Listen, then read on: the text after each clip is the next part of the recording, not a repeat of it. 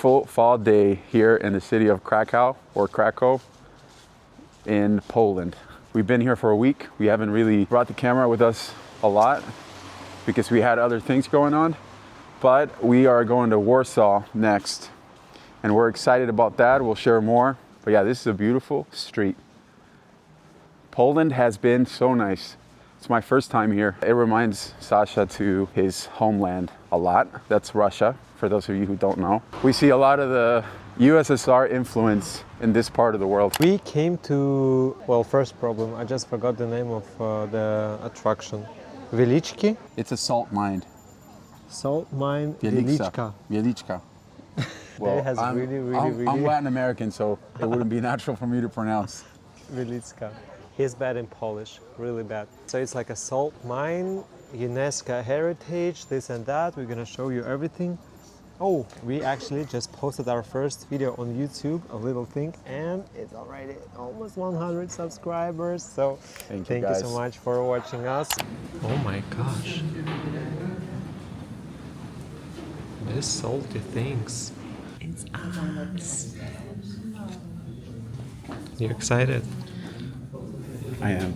It's 2.5 hours. He's actually not excited. Yeah, we just went down 40 floors. The minute I got down here, I don't know if it's my mind, but the feeling of being so deep down, underground, it's like, it gives me some type of like phobia, claustrophobia or something. So I hope not everyone feels anxious like me. We have 3 levels to see today.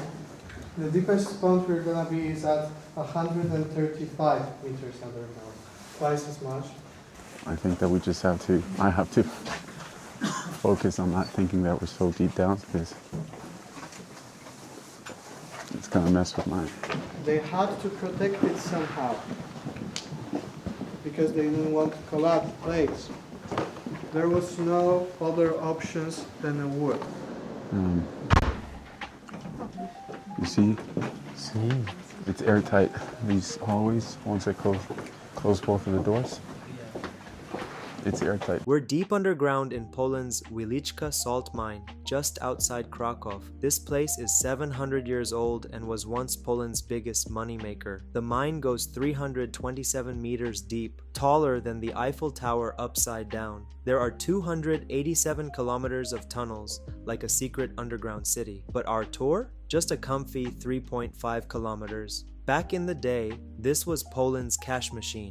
Salt was white gold, and Wieliczka produced up to 30,000 tons a year, enough to supply half of Europe. Miners worked in shifts, using wooden cranes, horse-powered winches, and hand-carved tunnels. They even built underground stables for the horses that hauled salt to the surface. The miners weren't just workers, they were artists. They sculpted dozens of statues, chandeliers, and entire chapels straight from the salt walls. The crown jewel? St. Kinga's Chapel, the world's largest underground church, buried 100 meters down. It's got vaulted ceilings, a salt-carved altar, and a replica of Da Vinci's Last Supper, all from the stuff you sprinkle on fries.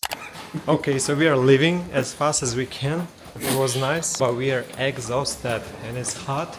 And I don't feel like it was enough air the whole trip. I wasn't too claustrophobic, otherwise I would have needed to leave. I was just super long. That was mainly it. There were times that I was kind of short of breath, but overall just a bit bored, uninterested. The mine itself is impressive, but a lot of the history that they covered, and maybe not so much, at least to me. So no offense to anyone, but a lot of respect to the miners that did a lot of the hard work. And Poland, at one time, salt was 1/3 of their GDP, so insane. Before we didn't have any type of claustrophobia. I think now we do have it. No comments.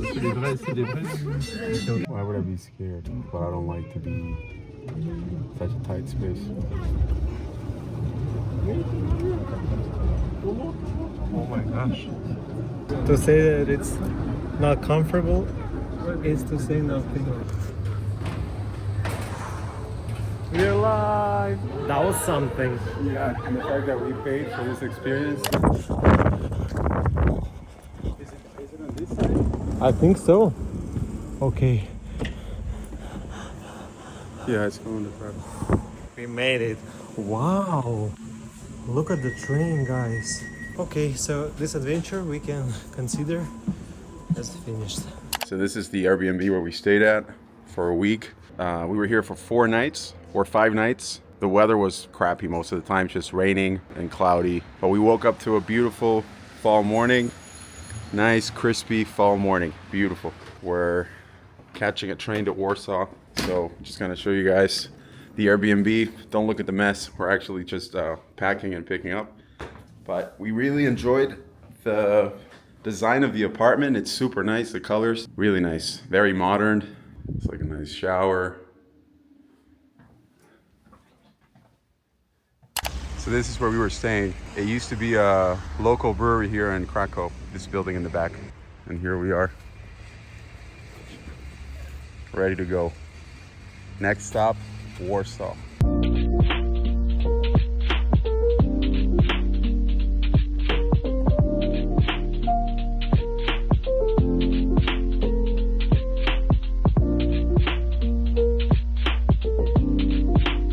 So one thing I was thinking about is comparing the cost of living in Poland or in Krakow compared to Barcelona. For instance, the breakfast we just had, it was about 30 euros, 15 each. And normally you're getting a flat white and then just a typical breakfast, which is average for Barcelona. But then I was thinking about how much money people make. And of course it depends on the sector that you work in. But I think the average here in Krakow or in Warsaw is probably around 2,000 euros before taxes. Yesterday we did a tour and the tour guide told us that salaries have increased quite a lot. Cost of living has gone up too with the growth of the Polish economy, but so have the wages. So that's really positive. People keep telling us that Poland is super affordable. So we do find that it's either the same as Barcelona or slightly cheaper. I wouldn't say it's like 25% less. Poland has a promising future, a growing economy. They're doing a lot of things right, but I think with growth, government plays a role too in making sure that the growth is sustainable at a healthy pace. In the States, I've seen cities that have exploded. They become, boom towns, and when unchecked, I think it creates big problems, especially with housing and just people's ability to jump on the train and being able to reap and enjoy the growth of the city where they live. And it's not always the case. Look at the crowd. I have to say that to me, this city became much more big than I would expect. I honestly thought it's like a little town, but look, it's like a Monday, 9 a.m. I don't know, thousands of people right here. We have a 2.5 hour train ride to the city of Warsaw. We're departing from Krakow. What's the name of the station? The main station. Krakow Główny. Krakow Główny. And we're going to Warsaw. 2.5 hours. So this is sort of like taking the AVE in Spain from Barcelona to Madrid. Quite similar. So, and it actually looks the same. Somehow they didn't open the door yet. And it's weird. It's like less than 20 minutes until we're gonna depart. Yeah. So we just sat on this train. We picked the quiet zone. If we're gonna talk something, it's gonna be an SMAR train ride.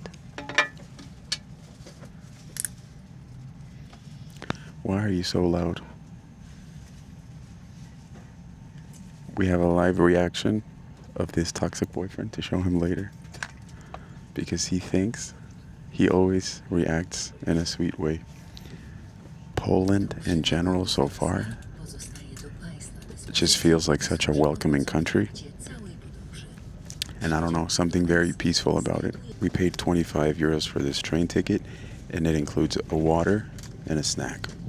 And I think it's a premium class. We didn't go with the first class. So far, so good.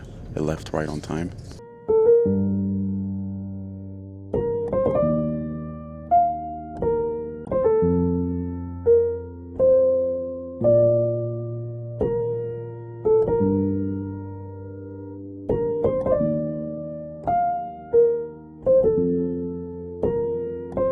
So we left the train. We forgot that it's not the, how do you call it? Final destination.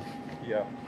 So yeah, we were sitting, being relaxed, and then people started to come. So we had to hurry up, and it was a little stressful. But here we are, and Warsaw. Yeah. I'm excited.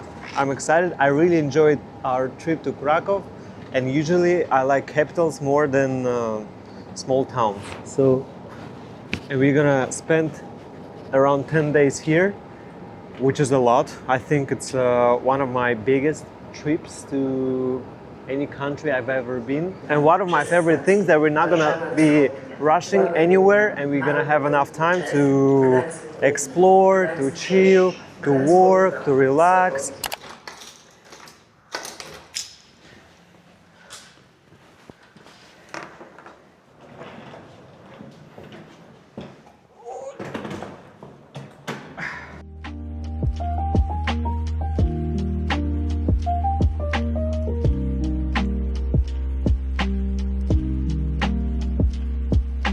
So we just arrived in Warsaw. As you guys can see, the Polish flag, beautiful. There's a lot of American cars here in Poland, and I've noticed it. Apparently there's a market for used American cars. So it's a very common practice to buy them at auctions in the US, bring them here to Poland, repair them, and then resell them. So I noticed, at least for Toyotas, I noticed quite a few Highlanders, RAV4s, Camrys, and Corollas that normally you don't see in Spain. But yeah, they're actually American, and they're brought from the US.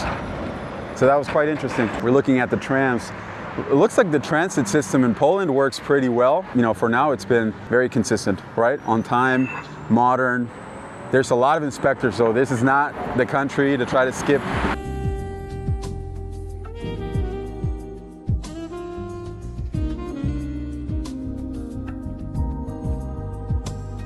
So unfortunately, David already doesn't like Poland that much since the sun went away. We went for a second walk. Right now we consider to go back to Barcelona tomorrow morning. What do you think about it? It's colder, considerably colder, yeah, than Krakow. I think it feels, yeah, considerably colder. I think it's more humid. You know that type of cold that you feel in your bones? If you know what I'm talking about, comment. Add it in the comments. Comment below. Because there's different types of cold. There's humid, and then like people like to say that dry cold, you know? This is definitely humid, because I feel it like in my bones. I feel like growing up without heating, like that type of upbringing really makes you a man. I'm not gonna tell him about cold in Russia. Yeah, but you wake up in the toasty heating. Who? You. Toasty heating. In Uruguay, I feel like it's as cold as Russia, and you have to wake up in the morning. The only saving grace is that your grandma wakes you up with a little hot tea to get you out of bed, or you can have a mom that wakes you up and slaps the shit out of you to get out of bed and sends you to school. But it's cold. It's really cold. It's insane. And then there's no heating, so getting out of bed in the morning is torture. You're almost crying, you know? I know. Wow, so we at our first sightseeing, I think. I don't know if we came here accidentally or there was a special reason. Looks nice.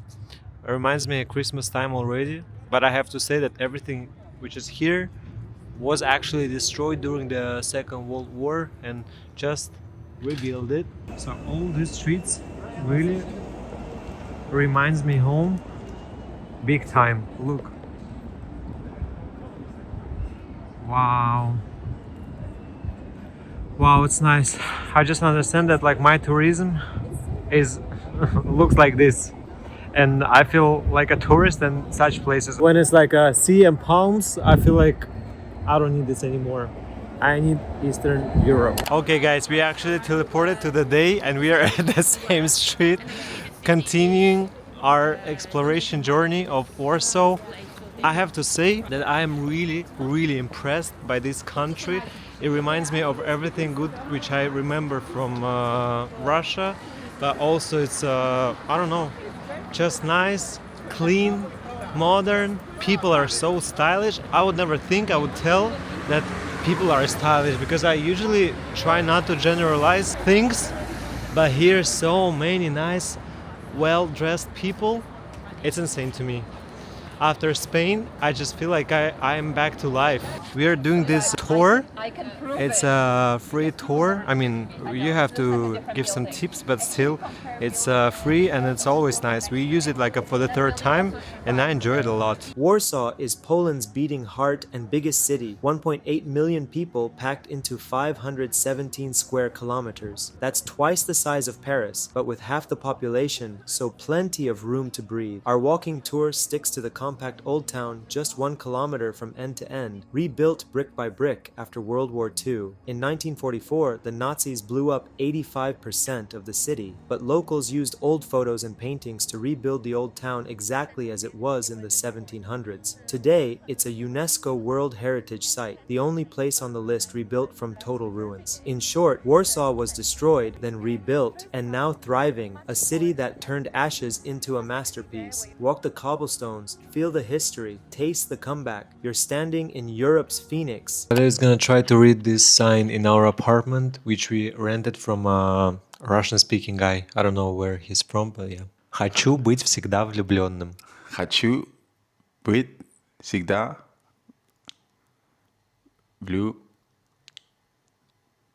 Vlogging.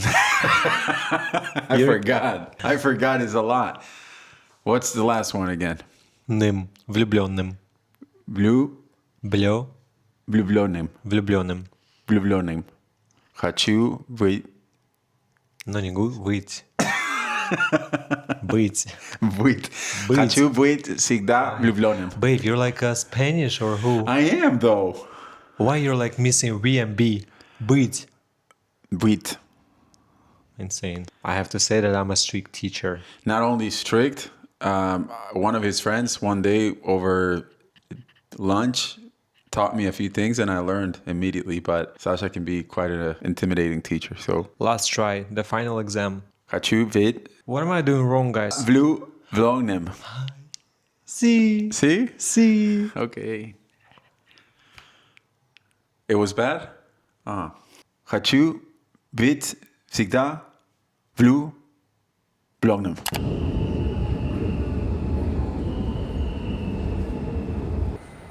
Wow. I have to say that we are really impressed by metro in Warsaw and stations and trains and everything. It just looks so nice. Comparing to Paris, for example, to French metro, to Barcelona metro too. I don't know. It just feels really nice and developed. So far, I am impressed by Warsaw big time. Much more than I would expected. I would be impressed. So guys, just look at this. Look at skyscrapers. To me, it's honestly insane that Warsaw looks like this. And I think I was just not educated enough because I had no idea that Warsaw would be, I don't know, of course, not everyone likes the skyscrapers and such, but to me, to come to Poland and to see this type of financial district or city center, for whom how, it's insane. It is just insane. So I honestly would even live here. The central event of the day is this museum, which you see right behind me. That's a museum of Warsaw Uprising, which happened in 1944 and made Warsaw free for 60 long but happy days. We're gonna go inside and show something, and maybe I'll tell you what was it about, or maybe David. The Warsaw Uprising began on August 1st, 1944, when the Polish Home Army launched a desperate bid to liberate the capital from Nazi occupation just before the Soviet Red Army reached the city. Their goal was clear: seize Warsaw themselves, set up an independent Polish government, and prove to the world that Poland could stand on its own, and the Poles believed a quick victory would force both the Soviets and the West to respect their sovereignty. For 63 days, around 40,000 poorly armed fighters, many of them teenagers, held large parts of the city, but the odds were impossible. The Nazis responded with brutal force. The Red Army halted on the opposite bank of the Vistula River and refused to advance. Stalin wanted the Polish resistance crushed so he could impose communist control without opposition. By October 2nd, after 200,000 civilian deaths and 85% of Warsaw reduced to rubble, the uprising collapsed. Though it failed militarily and cost Poland dearly, the uprising became a powerful symbol of courage and defiance. It is one of the most important period of history of Poland. So we're on our way to get some lunch now. We have been to a milk bar nearby. They're very common here in Poland. So basically, it's homemade food. It's quite affordable. You just get a soup or any type of dish that they have for the day of your choice, plus a drink. And it's normally around 6-7 euros. We're on our way there now, and we'll show you guys what's on the menu. So this is like the cheapest food in Poland. And we came here to try what Polish people usually eat for lunch. It's subsidized by government, so it should be cheaper. So far we paid 72 zlotys, which is around $20, $10 each, and it's a quite legit meal. You're gonna be full, I suppose. I'm gonna be full for sure. Yeah, I think it's pretty legit that you get this quality homemade food, instead of fast food. To me, I think this is a no-brainer, but and I like the concept. Кому оставили? I forgot to take my tray with my plate. I don't know how many of you do this. You can share in the comments, but every time I go to a place, to a new country or a city, I always ask myself if I would live there. And I think we all do this. Every time we go on vacation or something, people normally say like, I don't think that I would live here. I did it here in Warsaw. I asked myself, would I live here? And I think the main problem is winter. I once lived for a short season of 2 years in Massachusetts, 40 minutes from Boston. And the main problem were the winters. Everything else, I think I really like the culture. I mean, I've only been here for 10 days. I think the infrastructure is quite nice. It's getting better. Public transport, solid. Like the metro today, super nice. Even the metro station, I have to say, I did not expect it. It's affordable. Cost of living is not super high for today's Europe and world. I think my main problem would be the winter, honestly, but I would very comfortably spend 6 months of the year from spring to fall here without any problems. You? The same. Hi everyone, so we are going to Bershka to exchange the jacket which David bought to himself yesterday, but now he's hesitating, thinking that the jacket is too baggy and too big. That's not a new thing. It always happens with him buying new clothes, and since every shop gives us 2 weeks to exchange stuff, David hesitates for 2 weeks for exactly the same amount of time. Okay, we found the station. It took us 5 extra minutes. The transition already happened and David wears L, which to me is quite small, but he likes it better. Quite small. To me, to say that it's quite small is an exaggeration. I mean, it's smaller than the other one.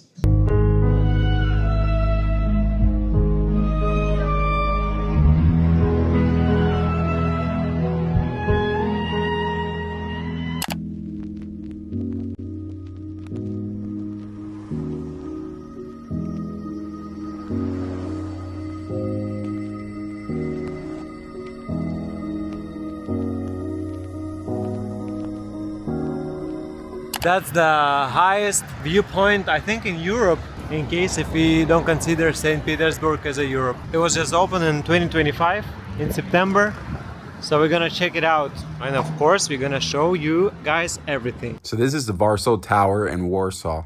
And fun fact, it's the tallest building in the entire EU. It's 310 meters. Crazy. And look at the place, it's just honestly stunning. The observation deck, called the Highland Warsaw, just opened last month and it's already packed. We booked our tickets online so we could just skip the big lines, but honestly, even the waiting was fun. The lobby doesn't feel like a lobby.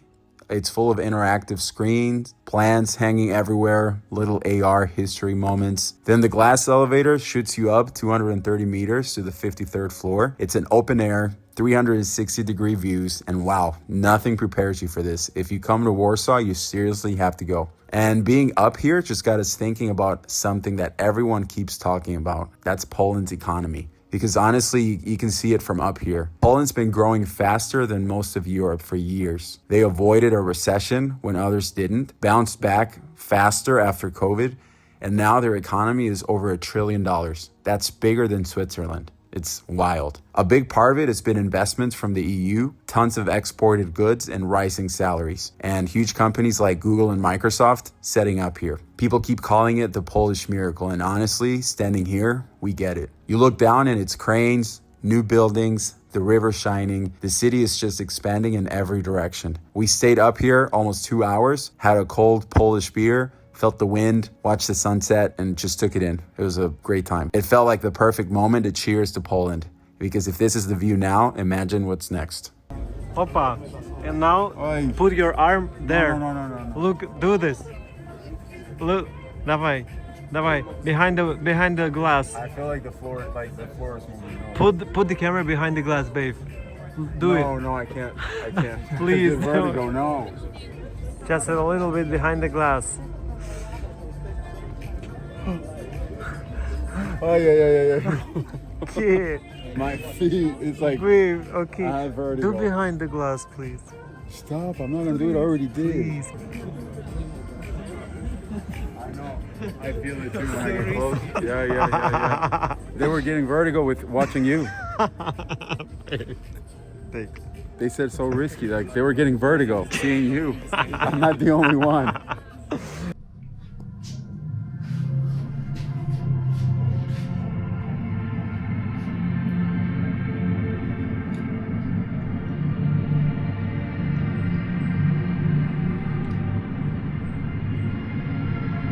Insane.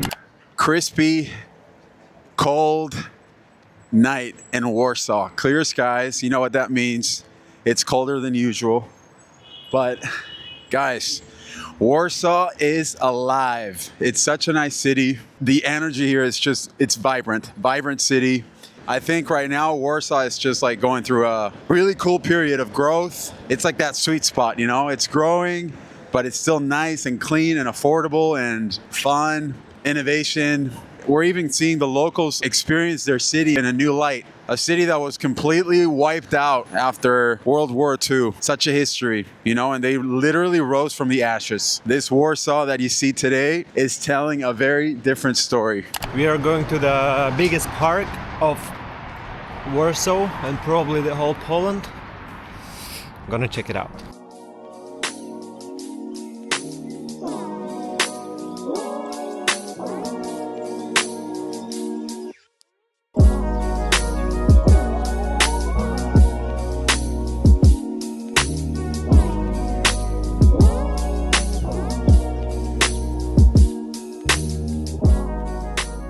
Warsaw is one of Europe's greenest capitals. Over 40% of the city is parks and green spaces, way ahead of places like Paris or Barcelona. They've got 79 parks covering 762 hectares, from historic gems to chill modern spots. It's perfect for escaping the buzz, picnicking, or squirrels watching. Our favorite? Łazienki Royal Park, the biggest at 76 hectares. A 17th century Baroque beauty with palaces like the Palace on the Water, swans on the pond, and free Chopin piano concerts every Sunday in summer.